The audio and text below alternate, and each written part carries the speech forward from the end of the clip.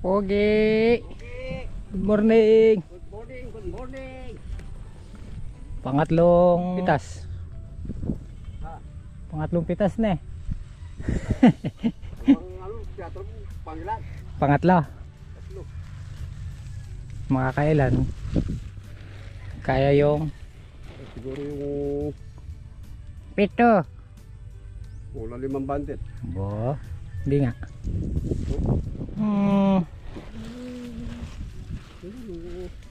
Saan mabisin? Ano na bagyo lalo yung mga insekto niya. Mamaya bibili ako. Nakadalaw sa ako ko yun eh.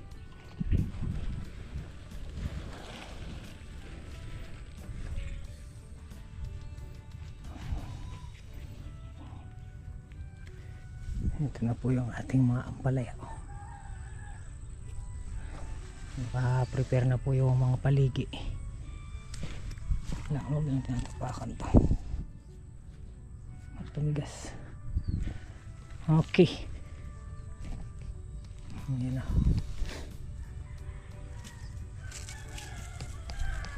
Yung malnourished na ampalaya nun, ngayon malusog na.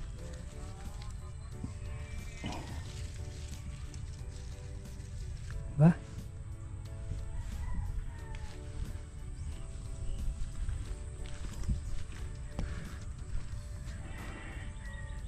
Pangatlong pitas at mayroon pa tayong isang araw para makapag-spray. Dating ang bagyong uwan. Dating malnourished na ampalaya, ngayon ampalaya na talaga. Ampalaya na sila. Nakuha pang magsasara yata. Mabibilad dito eh pag ganyan yung araw.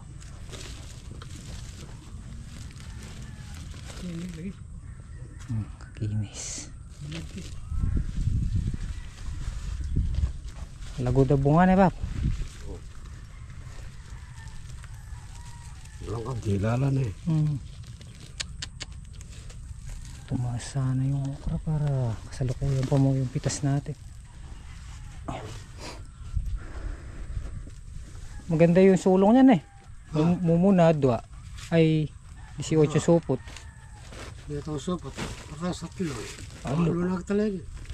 Pangatlong pitas. Kaya siguro yung kulang 5 or 5. Maguda. Variety niyan ano, East West at Kaneko.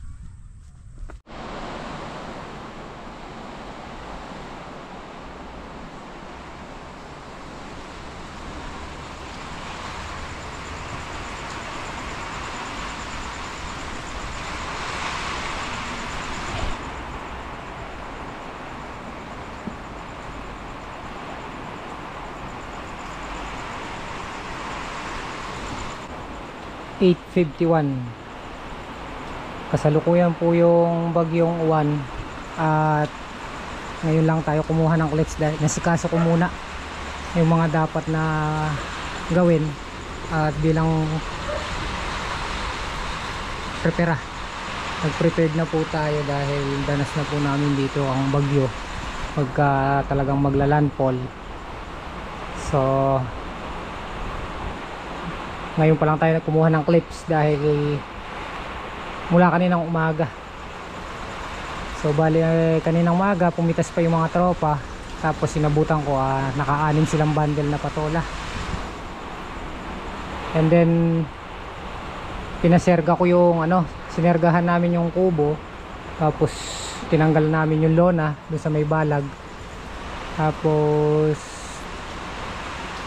dinagdagan namin ng mga tulos yung balag ng ampalaya. So bali yun nga, para lang meron tayong clips ngayong gabi. Nakasalukuyan po yung bagyo, mas inuna ko po yung yung bahay tsaka yung mga ginawa natin doon sa likod. Mamaya papakita natin guys yung dito sa may likod.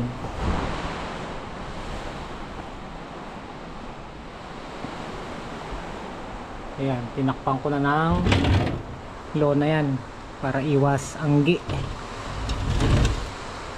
Tapos yung dito sa may pinto, meron ding lona nakakabit sa likod.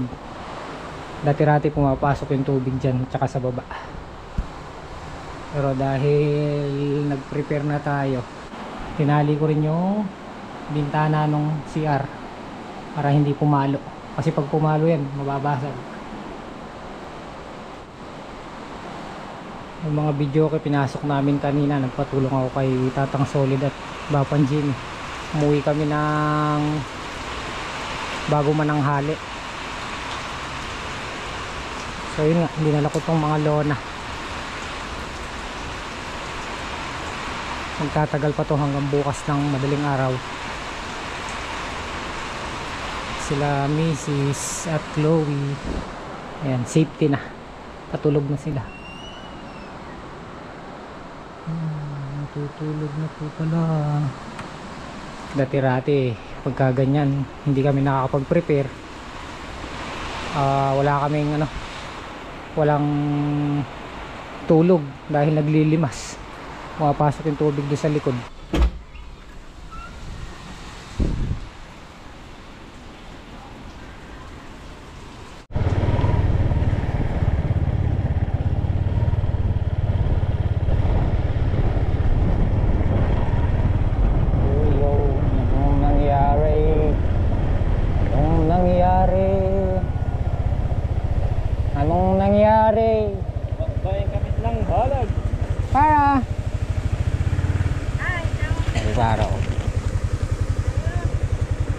May tao na dito?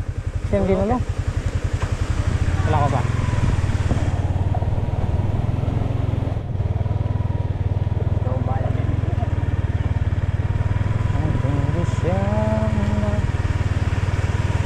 Naku po!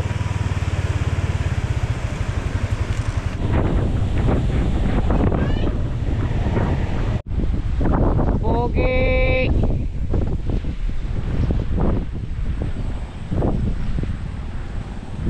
Matatagya talaga yung kubo. Ba, ako nagyaya ka boy. Aro! Megbabalo! Ayan guys, oh. Ayan po yung napinsala natin. Kasama yan. Aro, ika na akong kaya. Palya. Kumusta boy sa inyo? Okay naman. Hindi tinangay ng Wala ka tulog kagabi, mamaya. Walang kasara pa na tulog, tsaka biglang... Pero maganda talaga yung prepare ka na bago dumating Yung sa akin, nakatakip lahat ng lona yung bintana. Hindi mo ramdam yung hangin. Tsaka walang ambon, walang tubig na pumapasok. Buwan talaga. Yung mga na bumapasok sa bung.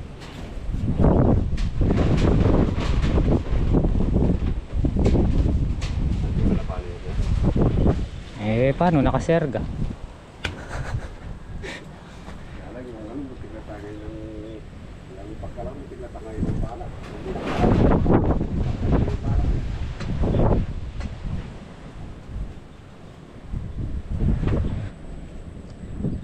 Renovation ang ating patola. Yan, lumagapak lahati lang oh.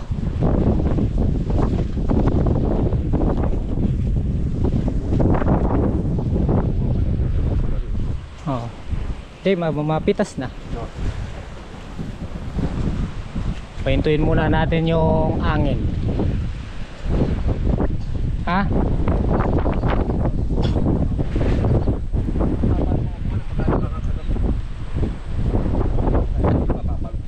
Dito siya lumapat pag hinampas siya dito. Ha? Pag ginalaw yan. Ha?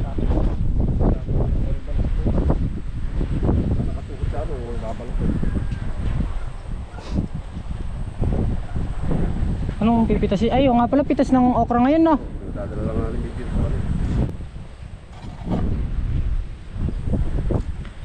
sa ang matitira sa amin. O, di ba? Meron pa rin. Nakakabali na yan, oh. Tola. Ay, yung buhot. Dahil pumumbunga.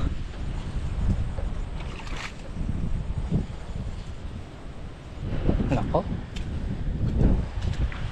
Yung mga kamatis, oh. Up! Namilyari! Namilyari!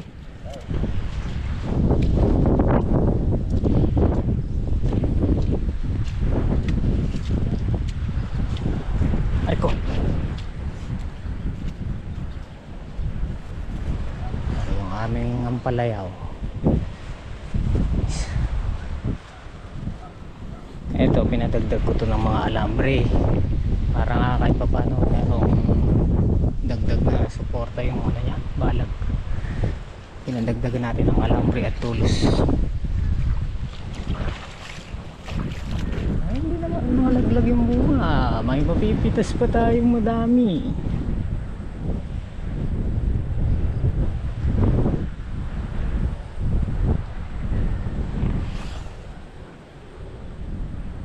Papagaling pa na naman yan. Palipas lang tayo ng ilang araw.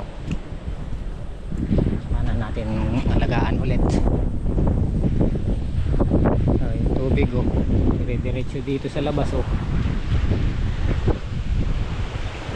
Gusto ng hangin, oh.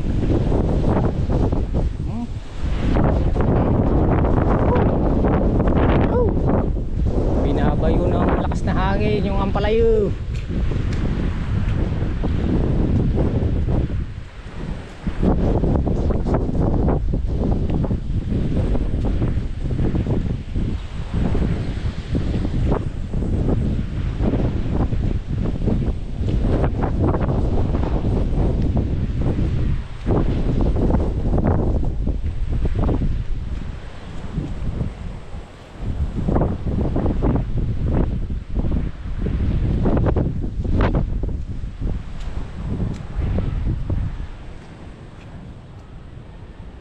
Dahil pa mambunga.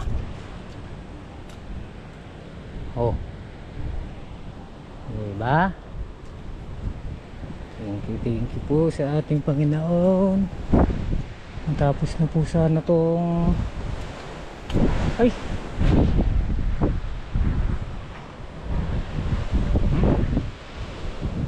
magpagne yung ating okra pang 5 ay pang 4 ba? Pang 4 yata.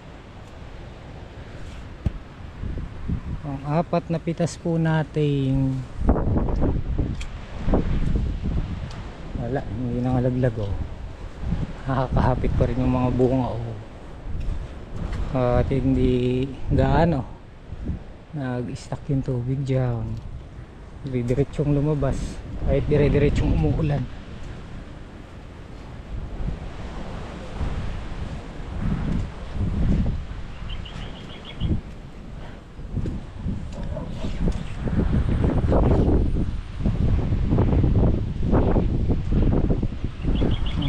Ating okra.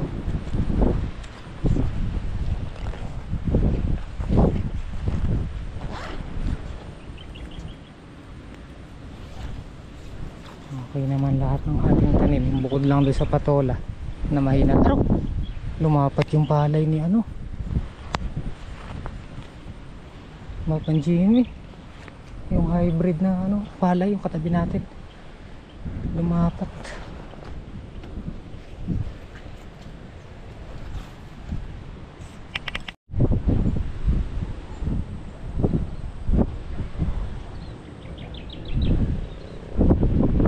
Bugbog lang sa hangin yung okra, pero titikas pa yan kasi ito schedule ng patubigin to, pero hindi namin pinatubigan dahil nga may darating na bagyo.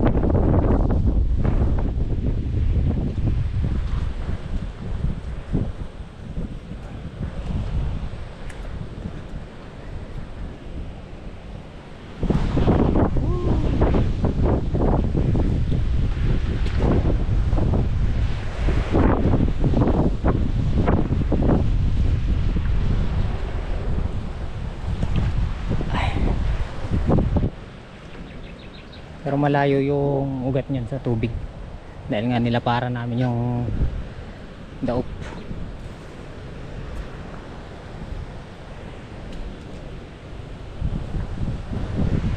Palipas tayo ng isang araw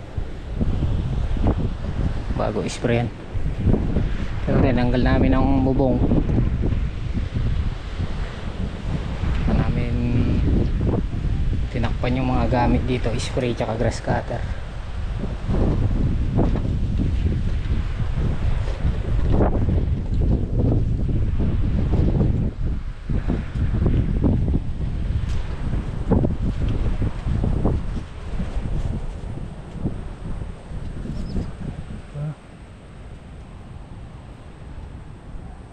Gaganda pa yan pagka nag-araw na.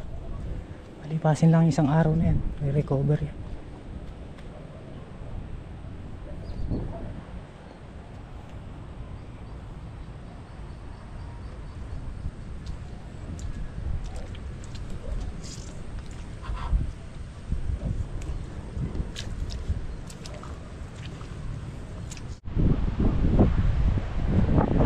Pinagalaw na natin yung mga na-stock pa na tubig. Pero yan, kagabi dire-diretso na may labas niyan. Tatanggalin lang yung mga natangay na lupa para lumaloy ulit.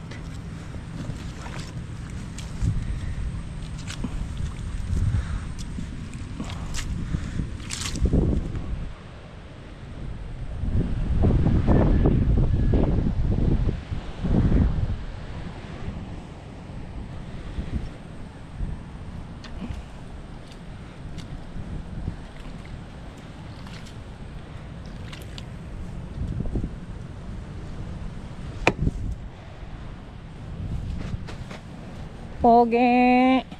May anak baglata bunga. Aboy. Na. May nanulo. Auren. Kaya naman siguro yung... Ha? Kaya naman siguro. 5. Nakaraan naka Papunti ka lang. 45. Pangatlo ba yun? Pangatlong pitas. Baka sakali tumaas na yung presyo niya. No boy. Sabi ni ano kanina, matara yung motor eh. Matara. Ah. Ewan ko. Bumagsak eh. Bahala. Sabi ko ni chatata si Richard, tumaturawa tayo patulo. Ewan ko lang magka. Bumagsak nga ne. Baksak yung bahala. Bagsak ang balag.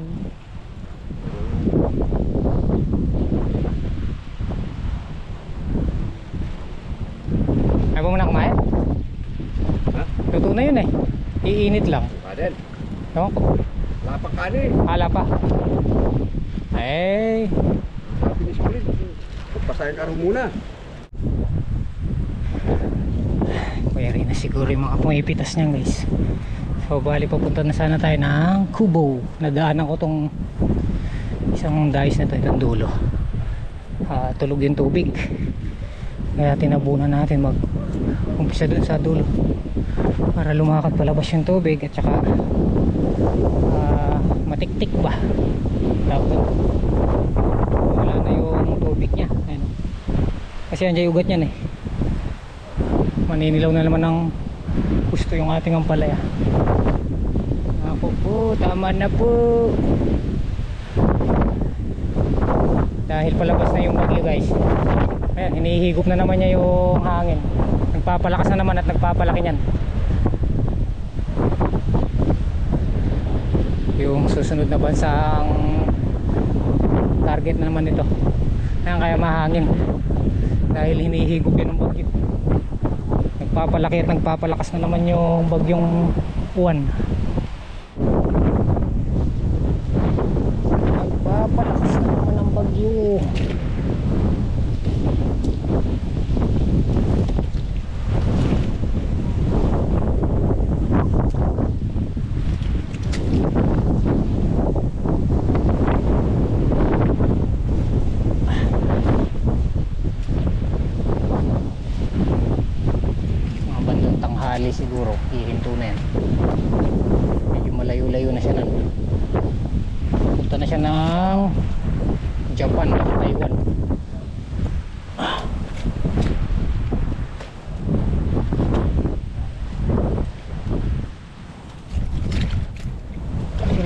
pagkain, lutong ulam, ano na, luto na. Init na lang. Tapos yung okra doon na lang ititinor sa bahay nila Ate Mijin.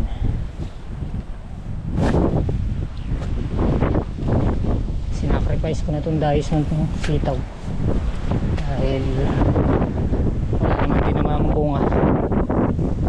Sinasagip natin ito palaya. Pagka natutulog yung tubig na ganyan, mabilis makapanilaw. Yung mga nasa kabila, malayo naman yung daog niyan eh. Kumbaga nandito yung tubig.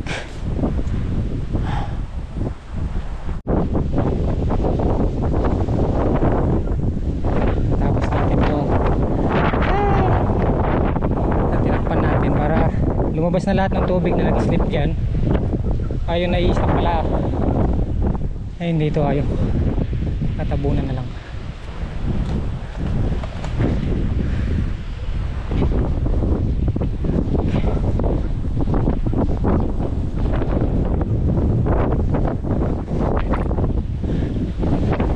Salba pa sana, pero kung hindi pa matatakpan yan, maninilaw na lang ng gusto yan. Tingnan lang natin yung mga ibang paraan para sakali magagamit natin yan sa susunod nating mga pagtatanim. Pwedeng takpan o pwedeng anuhan lang, hayaan lang.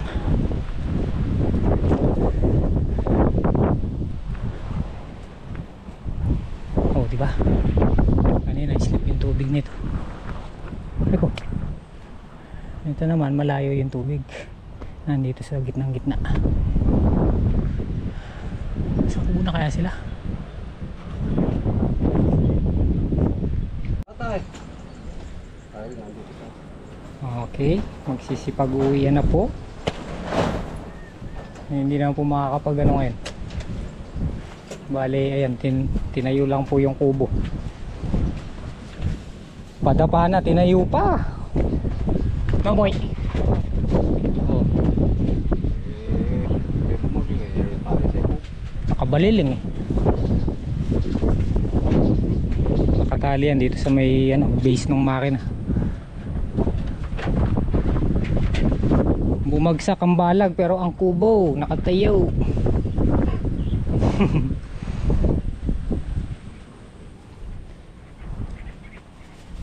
Wala, ganyan na lang talaga yung kubo namin dahil hindi naman namin ubrang pagandahin dahil hindi naman kami permanente dito. Dahil next year hanggang June, no Bap? Sana ma-renew natin. Oo. Kung pwede mo na siyang pagandahin. Kanina ano na yan eh, nakayuko. Ito hayaan na lang muna namin.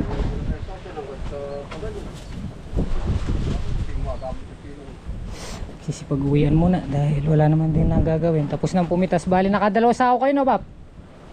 Dalawa sa ako na pugong. Oh, yan. Baka kaya 5 bundle. Hindi mo na ubrang galaw-galawin yung mga gulay. Masakit pa yung katawan. At magliligpit-ligpit muna kami sa mga kanya-kanyang bahay. Ako magbabaklas ako ng lona sa mga bintana. Ngali kakatapos lang din kumain. So yo, kakabalik lang natin dito sa bukid at sinek ko lang din yung tanim.